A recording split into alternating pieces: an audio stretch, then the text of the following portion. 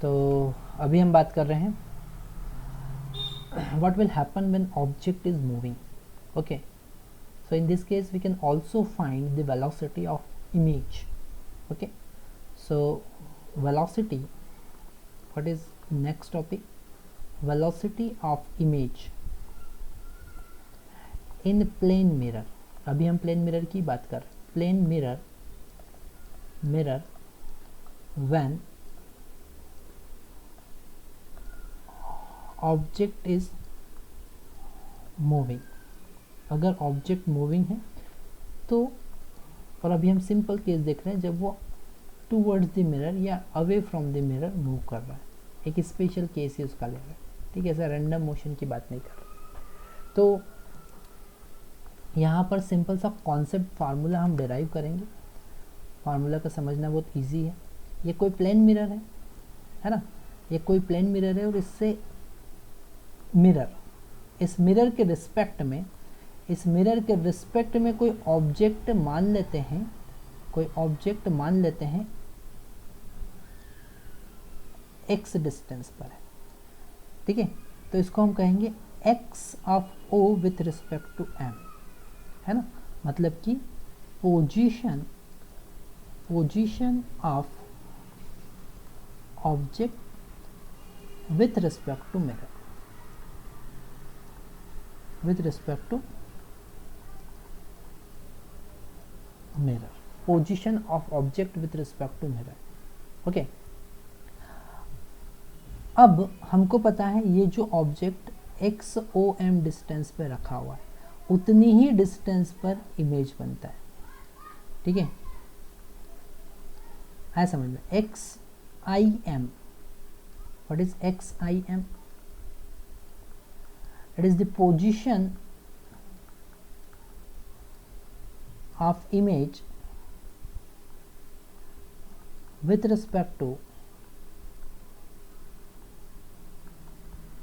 mirror. यहाँ पे mirror को रेफरेंस लेना बहुत ज़्यादा जरूरी है. With respect to mirror. तो इन दोनों में रिलेशन कैसे लिखोगे? XIM is equal to negative of XOM, क्योंकि जितनी डिस्टेंस पे इसके अपोजिट डिस्टेंस पे बढ़ना ना, तो अगर ये पॉजिटिव है तो ये नेगेटिव होगा. है समझ में? यानी ये पॉजिटिव है तो ये नेगेटिव होगा, मतलब नेगेटिव का रिलेशन. तो ये हमने देखा. Okay, now differentiate with respect to time. Now differentiate with respect to time. Time के रिस्पेक्ट में हम डिफरेंशिएट करते हैं. तो ये हो जाएगा d by d t of XIM is equal to negative d by d t of XOM. Okay, so it is the velocity of image with respect to mirror is equal to negative of velocity of object with respect to mirror. Okay, तो ये हमको एक general case मिला. ये general case मिला. इसे हम कैसे लिखेंगे?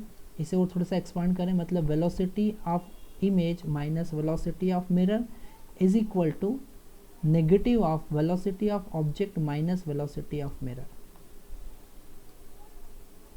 ये वाला केस है. ठीक है, ये रिलेटिव मोशन का हमने यहाँ पर कॉन्सेप्ट यूज किया. कभी कभी एक स्पेशल केस आता है व्हेन मिरर इज स्टेशनरी.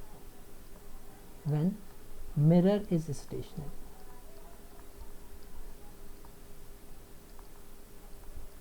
अगर मिरर स्टेशनरी है तो, मिरर स्टेशनरी है तो क्या होगा?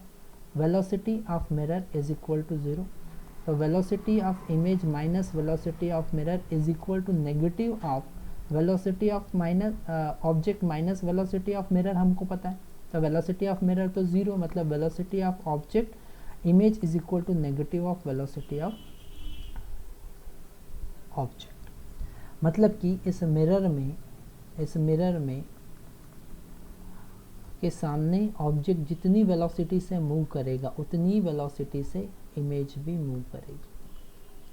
ठीक है, और ये केस कब पॉसिबल है? जब मिरर का वेलोसिटी 0 है. ठीक है, तो ये तो सिंपल है. अगर हम मिरर के तरफ 20 मीटर पर सेकंड की स्पीड से मूव कर रहे हैं तो इमेज भी हमारी तरफ मिरर की तरफ 20 मीटर पर सेकेंड की स्पीड से मूव करेगी, that's why the negative sign. Okay, this negative sign is indicating the direction is opposite.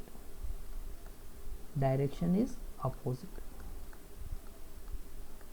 Okay, पर अगर मिरर भी मूव कर रहा है तब क्या होगा? अगर मिरर भी मूव कर रहा है तो हम ये फार्मूला यूज करेंगे, जनरलाइज फार्मूला. ठीक है, एक न्यूमेरिकल की हेल्प से हम समझते हैं. न्यूमेरिकल, जब कभी वेलोसिटी से रिलेटेड न्यूमेरिकल करना है तो साइन कन्वेंशन जरूर यूज करना है. डायरेक्शन किधर पॉजिटिव है किधर नेगेटिव है जरूर लेना है. ठीक है, तो हम एक क्वेश्चन सॉल्व करते हैं. एक मिरर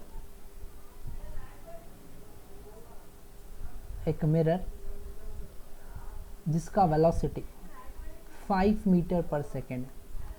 ठीक है, वो ऐसा एक्स डायरेक्शन में मूव कर रहा है और इसके सामने एक ऑब्जेक्ट 10 मीटर पर सेकेंड की स्पीड से मूव कर रहा है. ठीक है, फाइंड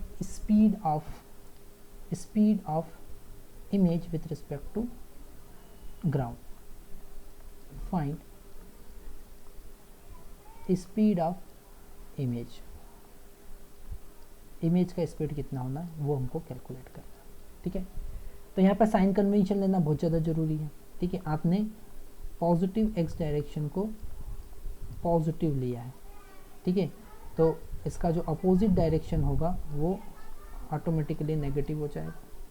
मतलब यहाँ पर ये वेलोसिटी ऑफ मिरर जो है वो +5 मीटर पर सेकेंड और वेलोसिटी ऑफ ऑब्जेक्ट भी यहाँ पर वेलोसिटी ऑफ ऑब्जेक्ट +10 क्योंकि पॉजिटिव एक्स डायरेक्शन है, ये सेम डायरेक्शन है.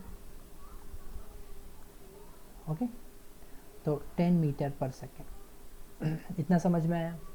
अब हम फार्मूला लगाएंगे velocity of image minus velocity of mirror is equal to negative of velocity of object minus velocity of mirror.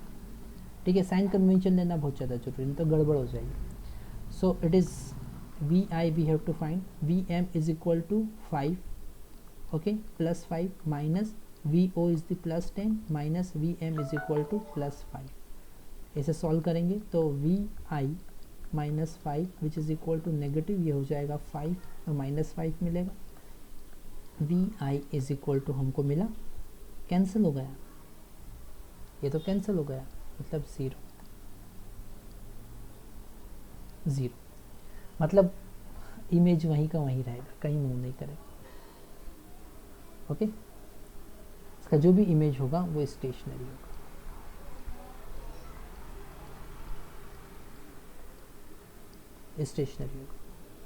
ठीक है, तो ये कॉन्सेप्ट हमको समझ में आया. एक क्वेश्चन और हम ट्राई करते हैं. अब मिरर जो है वो अपोजिट डायरेक्शन में मूव कर रहा है. वेलोसिटी है 3 मीटर पर second. Okay, and object is moving with 15 metre पर second. Okay, again we have to find speed of image.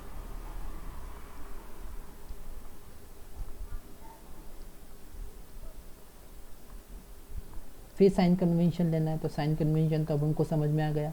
Velocity of object +15 हो जाएगा. ठीक है, और वेलोसिटी ऑफ मिरर -3 मीटर पर सेकेंड हो जाएगा. फिर हम फार्मूला लगाएंगे velocity of image minus velocity of mirror is equal to negative of velocity of object minus velocity of mirror. Value put करेंगे. वेलोसिटी ऑफ इमेज हमको फाइंड करना है, वेलोसिटी ऑफ मिरर -3 है तो -3 पुट करेंगे, माइनस वेलोसिटी ऑफ ऑब्जेक्ट +15 है और ये -3 है. ठीक है, तो यहाँ पर VI +3 हो जाएगा इज इक्वल टू माइनस, ये हो जाएगा +18, -18 हो जाएगा. मतलब कि तो VI is equal to -18 -3 which is equal to -21 metre पर second. So velocity of image is equal to -21 metre पर सेकेंड. ओके, तो ये बेसिक कॉन्सेप्ट से हम समझ सकते हैं कि वेलोसिटी ऑफ इमेज कैसे फाइंड. कभी कभी अपोजिट क्वेश्चन भी आ जाते हैं, वेलोसिटी ऑफ इमेज दे रखते हैं, वेलोसिटी ऑफ ऑब्जेक्ट हमको फाइंड करना होती है, या वेलोसिटी ऑफ मिरर हमको फाइंड करना होता है।